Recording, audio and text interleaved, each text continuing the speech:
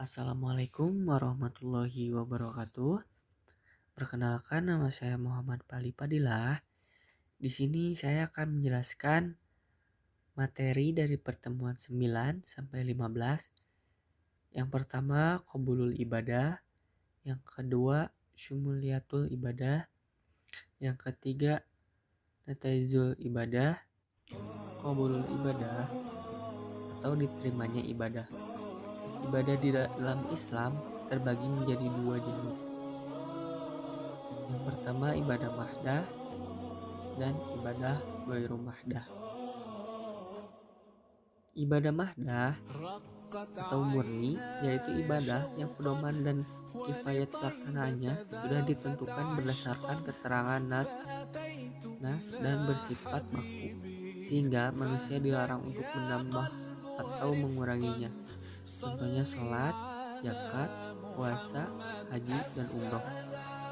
Ibadah mahdah akan diterima oleh Allah Ta'ala jika memenuhi syarat berikut. Yang pertama, niat yang benar, yakni niat yang ikhlas atau murni, tidak tercampuri oleh syirik atau maksud lainnya. Dan yang kedua, disyariatkannya oleh Allah Ta'ala dan Rasulnya. Dan yang ketiga, tata cara pelaksanaannya sesuai dengan ketentuan dan contoh dari Rasulnya. Yang kedua, ibadah ghairu mahdah. Ibadah ghairu mahdah adalah ibadah yang pedoman dan kifayat pelaksanaannya tidak ditentukan atau disebutkan secara rinci oleh nas. Pelaksanaannya disesuaikan dengan tuntunan, kelapangan waktu, dan urf atau tradisi. Ibadah ghairu mahdah ini akan diterima oleh Allah Ta'ala jika memahami syarat berikut. Yang pertama, ibadah tersebut diiringi niat yang ikhlas. Hal ini telah dijelaskan sebelumnya. Yang kedua, ibadah tersebut adalah amal yang baik, yakni perbuatan-perbuatan yang sesuai dan tidak bertentangan dengan etika syarat Allah Ta'ala. Yang selanjutnya, syumuliyatul ibadah atau cakupan ibadah. Allah Ta'ala menciptakan manusia agar mereka beribadah kepadanya, yaitu agar menaatinya dengan ketaatan yang disertai perendahan diri sepenuhnya dan kecintaannya. Yang pertama, ibadah dalam Islam mencakup persoalan agama seutuhnya. Dan yang kedua, ibadah dalam Islam mencakup kehidupan seutuhnya.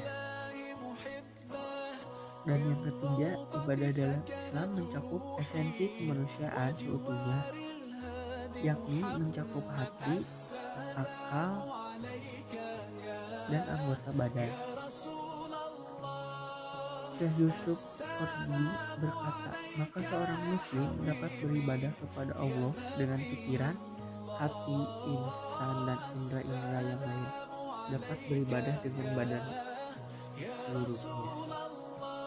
Beribadah kepada Allah Ta'ala dengan hati dilakukan dengan cara menanamkan ikhlas, tawakal, mahabbah, sabar, taubat, takut, harap, yakin, niat, dan ridho, seraya menghindari hati dari sombong, riya, ujub, hasad, dengki, lalai, dan nifak. Yang selanjutnya, nataizul ibadah. Nataizul ibadah atau pengaruh positif ibadah. Ibadah yang benar akan membawa pengaruh-pengaruh yang positif pada jiwa.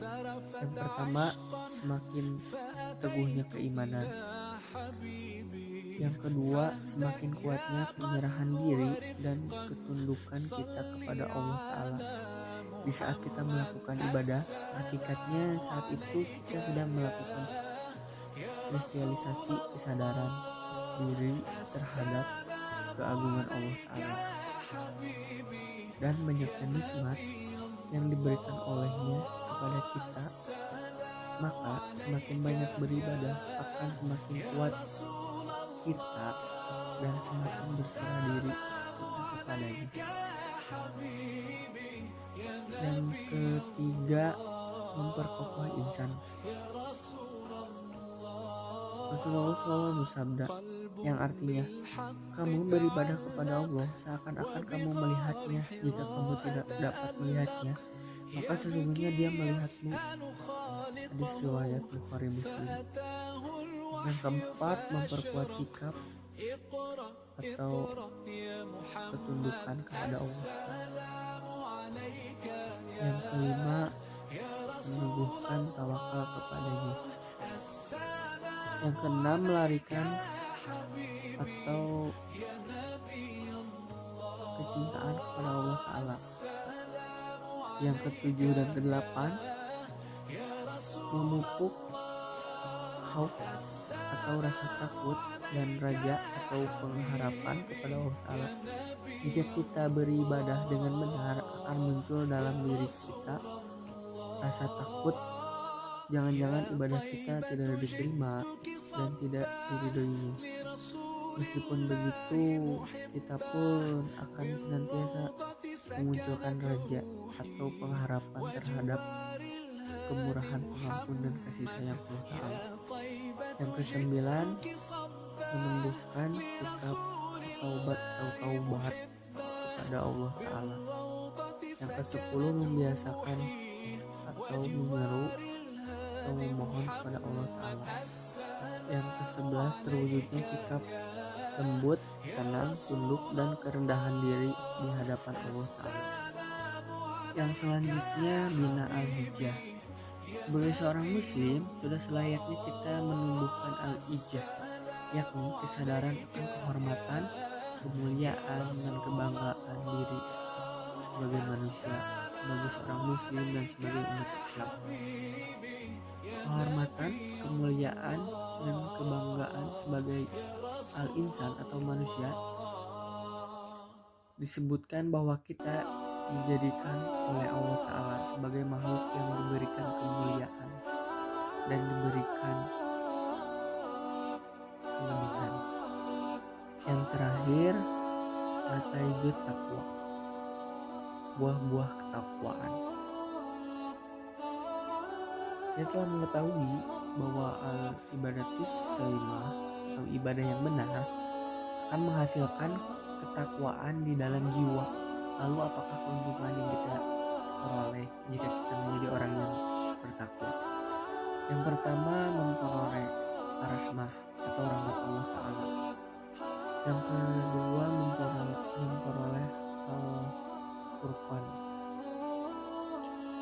Allah Ta'ala berfirman yang artinya, hai orang-orang beriman, jika kamu bertakwa kepada Allah, kami akan memberikan kepadamu Furqan. Quran surat An-Nafal. Yang ketiga, memperoleh al-barokah atau berkah. Bagi orang-orang yang beriman kepada agama yang dibawa oleh Nabi dan Rasul terakhir, yaitu Nabi Muhammad SAW, serta bertakwa kepada Allah Ta'ala, sehingga mereka menjauh diri dari segala yang dilarang, seperti kemusyrikan dan berbuat kerusakan di bumi. Niscaya Dia akan melimpahkan kepada mereka kebaikan dan keberkatan yang banyak, baik yang datang dari langit maupun yang datang dari bumi. Yang keempat dan kelima, memperoleh jalan keluar dan ar-rizki atau rizki.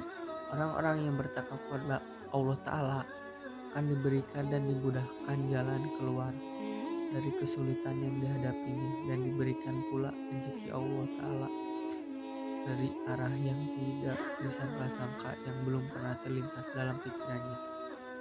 Yang keenam, memperoleh kemudahan.